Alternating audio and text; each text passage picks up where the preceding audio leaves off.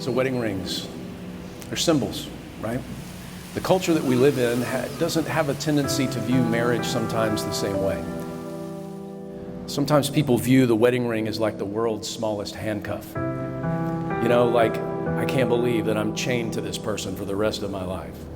And it feels constricting, and that's kind of how the culture views that, but marriage is not that.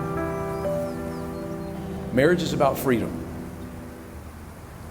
It's the freedom to love and to be loved. It's the freedom to know and to be known, the freedom to forgive and to be forgiven.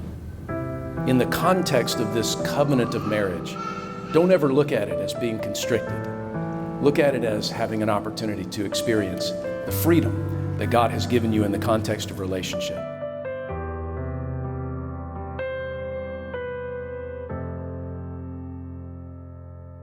My name's Tad. I'm the father of the bride, Katelyn. I'm not really the father of the bride. I wouldn't say that's really my true title. I'm the daddy to the most amazing daughter in the world. She's pulling you down, Daddy. I can honestly say, though, that I have literally been thinking about this speech today for the last 20 years, wondering what I would say and how I would get through it.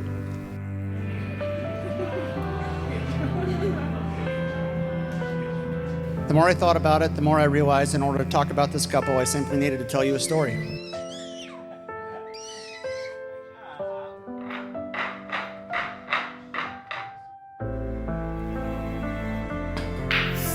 About 35 years, from 1964 to January 1999. Cindy, Zach, and I were living in a small southern Illinois town called Robinson. Cindy and I were teaching. I was coaching at the time, and we were off an entire week of school because we had this huge snowstorm the first week of January. Everything was shut down, but that was not stopping Katelyn Jo. She was determined that she was coming into this world, and just like always, she puts her mind to it, nothing will stop her. There are a couple of other things I remember about that day, January 8th, 1999. One was the OB doctor. He said, "Tad, come around here, hold out your hands." It's now almost exactly an hour after delivery, so she's about an hour old. Let me see that face.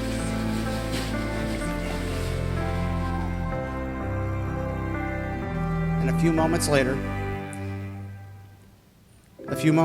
I was blessed by being the first person to ever hold Katelyn Jo Everett. It was and still is one of the greatest moments of my life. 2, 1, turn around. I got it. I don't know where to hug you.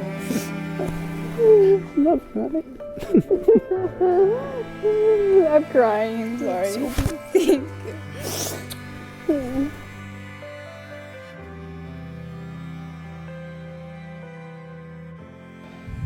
I looked up to him, and I don't think I realized how much I looked up to him until we went to college together. He probably thought it was the worst thing in the world. My little brother's tagging along with me. Everyone would be like, "Hey, are you guys roommates?" No. 18 years with him was enough. I don't need another 4, or however many years it was going to take him to finish college.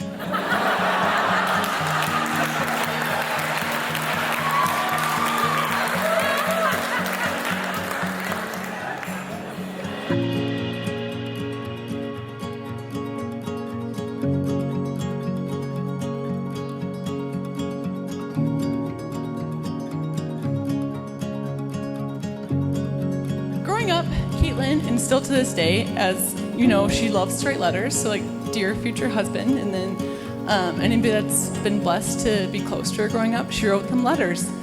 To my mama, I have way more words for you than this tiny card could ever help. I'm sure there will be tears of mine involved as well, but I'll try to hold it in. From the day one, you have prayed for me that someday the Lord would bring to me a man like Dad. A man of God, a man of integrity and patience.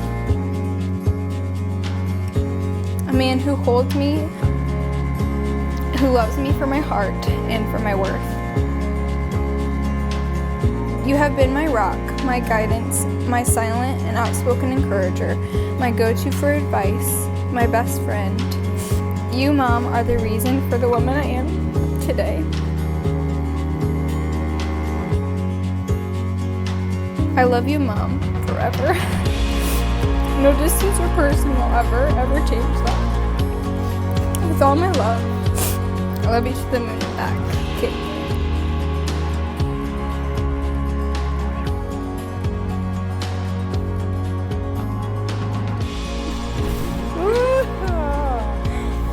Oh my gosh. Looks amazing. You can do this. Maybe not, but we can. Who cares? We're doing it anyway.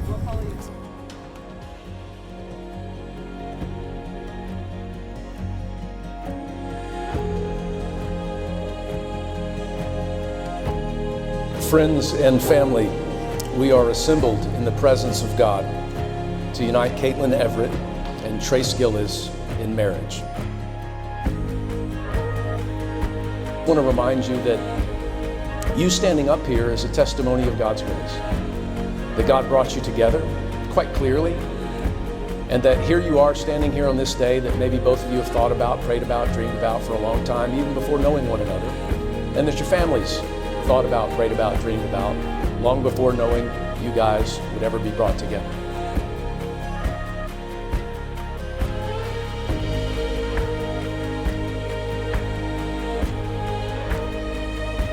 Now, I know that each of you has some personal words that you want to share with one another. To my future husband. I couldn't tell everyone here the specific moment that I noticed you, but what I can tell them is the kindness and thoughtfulness of your heart and the way that you love others so selflessly makes you a hard person to let go of. Katelyn, I'm standing right here today because about 2 years ago, I came to know the woman who is about to be my wife. In those 2 years, much has changed. We graduated college, we've navigated a long-distance relationship at times, we've been through part of a pandemic, and more recently we've decided to relocate and are both starting new jobs.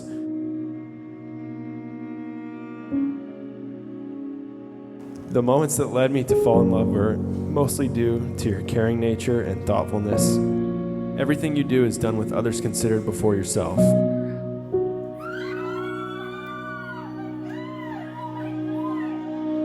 What I've come to find out over the course of the last 2 years is that you remain the same person I fell so hard for.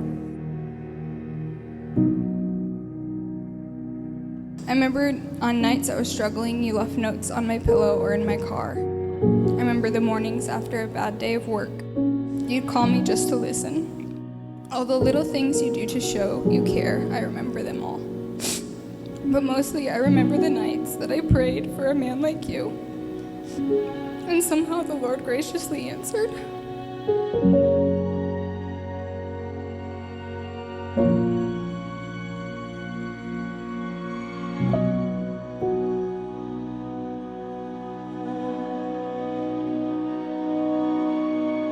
I promise to love you from now until the end of time and to cherish our time as long as I have breath in my lungs. Love always, Trace. So for as much then as you, Trace, and you, Katelyn, have consented to unite your lives and have pledged your undying devotion to one another, it's therefore my privilege as a minister of the Lord Jesus Christ and as your dad and your friend to pronounce you husband and wife. And what God has joined together, let no one separate. Trace, you may kiss your bride.